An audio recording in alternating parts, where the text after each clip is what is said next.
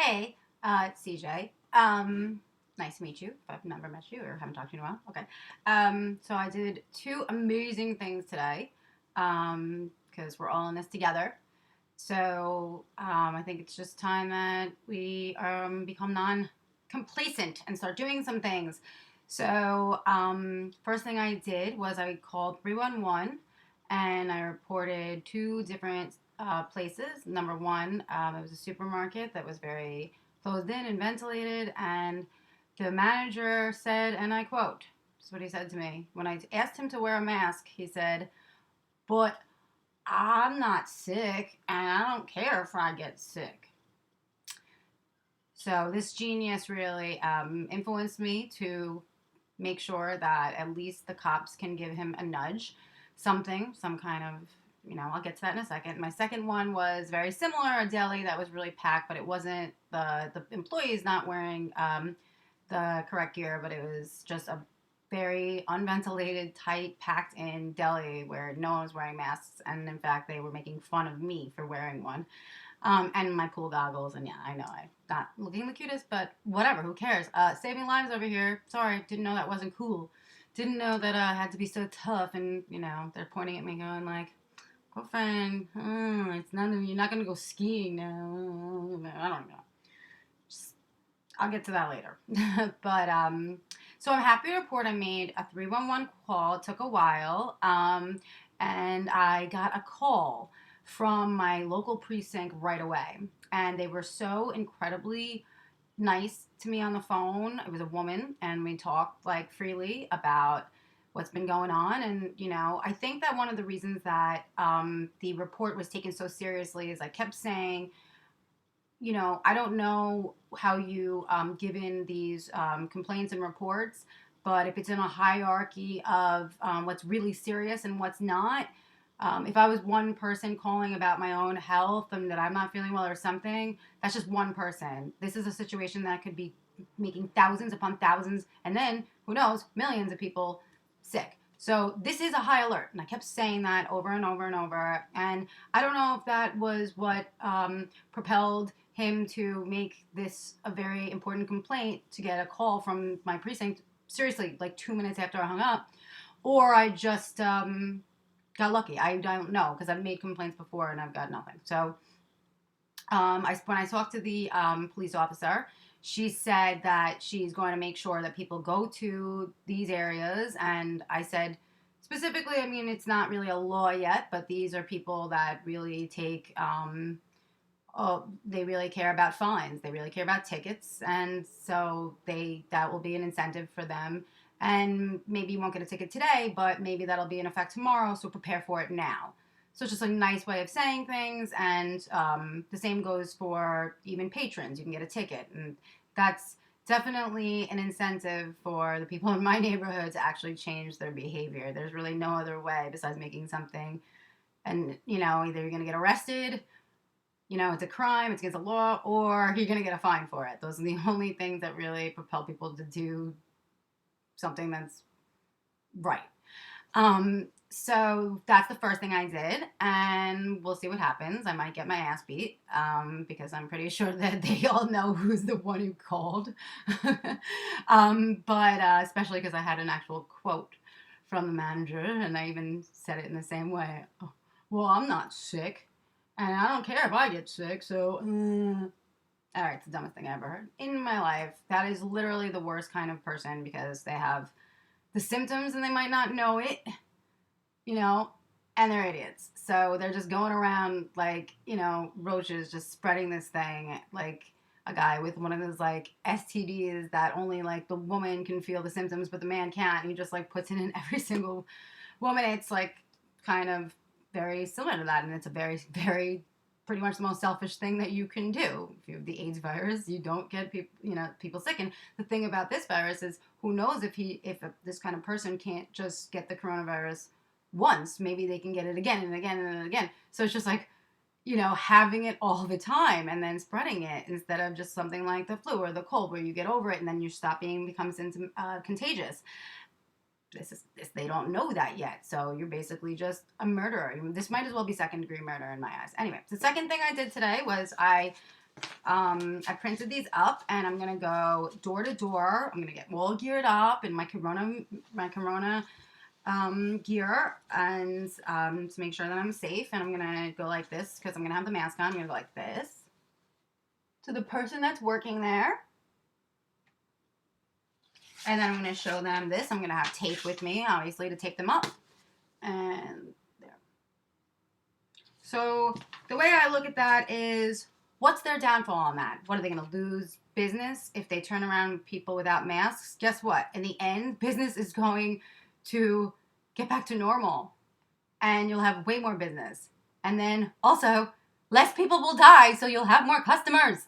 I mean, in the end, this is a win, win, win, win, win, win. Every single person, thing, politician on the planet, animal, whatever, everyone wins. So anyway, I was pretty proud of myself with that. So, I'll put it up and see what happens, and I'll report back on the situation. This is just a neighborhood that really needs an incentive to, I don't know why. I'm really not sure. I've been giving this a lot of thought. They say that there's a spike in the African American community getting this disease, and they blame it on that they have jobs that are it's more essential for them to go, like government jobs, and then they also blame it on the lack of information, and they blame it on that they don't have as many big spaces to go. I know they're not like people that have a mansion. They're not all P Diddy that are get their private jet and go. I get it. They're tightly squeezed in, but there's also this big. They are hanging out on stoops and partying in big groups. They are getting together and hanging out without masks, very close to each other. And then they go home and they spread it to everybody. And I don't know why they do this. They just have they're so angry about something. They see me with a mask and they think I'm crazy. It's just, you gotta really dig deep and, what, maybe it's 10% that they're misinformed, but to me, the other 90% is combination of like, yeah, I don't have the information, but I don't want the information. I don't want to be informed. And maybe they have been shit on a little bit. Maybe they don't feel like they've been heard and understood, and maybe they don't feel like they have a voice, and maybe everything's just always gone wrong for them, so why even try? And I don't. Maybe they feel a lot of resentment towards someone like me, all that stuff. But we're all in this together, and that really needs to stop, because if everyone's future is on the line here. There's nobody, whether you're white, black, gray, orange. Ooh, please orange. No, not in my neighborhood. I'll take any other color. If you are rich or poor, or, it just doesn't matter. We're all in this together for the future of our planet. And if you have to do your part right now. And I'm surprised that Cuomo has not decided to automatically start giving out tickets, even if it's like $5. Just give them something that they can work with that, gives them a reason to follow the rules. If they're not going to follow it because they're stopping murder, maybe if they get a ticket, it'll be a reason. So I'm going to do that today. And, Cuomo, it was nice to hear him today. It was like finally an adult was in the room. It was just very sad listening to, the baby, the orange baby, narcissist, all the time.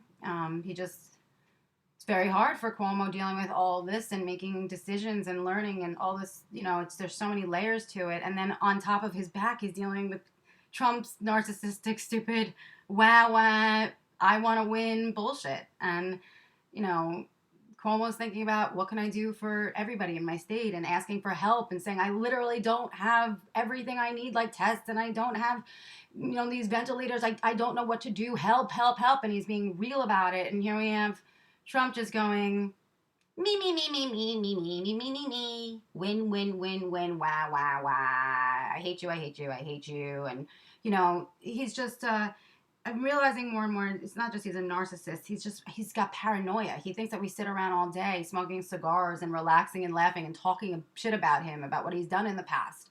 Nobody cares. So reporters, stop asking him about that. Nobody cares. Just give him a compliment, ask the question at hand. So, for example, if it's about food production and the hungry, you say, Trump, thank you for your leadership. You're doing a fantastic job. We love you. So about food production and the hungry. What do you make of this? How can we, maybe there's someone else who knows about this. If you could do me a favor though, in the answer, maybe if you could just use a couple of those words, maybe start with like hungry, maybe food, and if you could throw in production, that's good too. You have to treat a baby like a baby. Don't treat a baby like an adult because they're not. You're just going around in circles, and it's like energy is he's a vacuum taking away energy from everywhere else when all the energy in the world should be going towards solving this problem. Get the smart people out, get the every kind of intelligence out there. I don't care if you're in the economy, scientist, even a philosopher, a sociologist, a psychiatrist, all the best. And get this orange baby off the stage because he only cares about one person, one thing, and that's Trump and winning. He doesn't care about you, doesn't care about me, doesn't care about anybody. So stop pretending that anything that you ask is going to even mean anything. Just give him a question. The other thing that you can do, I've noticed the reporters are doing, give him questions that he can't understand them. Either make them really, really simple, like that, or make them really, really hard with a lot of big words that he doesn't know. So if you say the mathematics in the delecta perfunctory systems of the inflammatory, already he's thinking, how can I spin this? How do I win this? So he gets so confused that there's a good chance he might pull up another one of the adults that are behind him onto the stage. It's not a foolproof plan, but it's better than just going right after him. You're not going to get the same reaction. And honestly, I didn't realize you guys were all psychopaths that just keep on doing the same thing and expecting a different reaction because it's been the same thing like that for 4 years. So change it. It's not going to work. Okay, so that's all I have to say today. I'm going to be putting these up. Okay, if they don't want it, they don't have to have it. So I'll come back and tell you what transpired from this. I have a good feeling that these people that work at these stores actually are going to agree to this because it's just a nod of a head. Because if you go like this, you're a fucking asshole. I'm sorry, there's no way around it. And plus, like I said before, you're going to lose business in the end because you're going to have 0 customers because they're all going to be dead. All right, have a great day. And, I'm going to take off my PJs now and head out there into the crazy abyss. Bye.